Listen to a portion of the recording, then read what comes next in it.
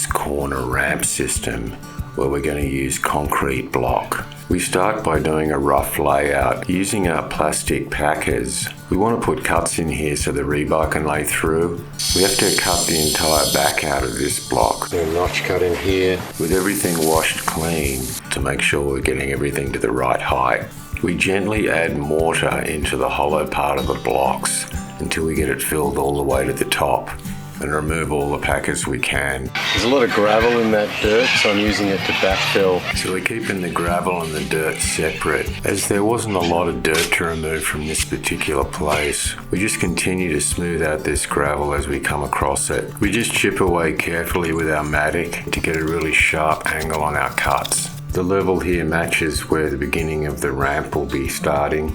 We continue to check with our level and tape measure to make sure we're digging in the right direction to keep everything at the right level.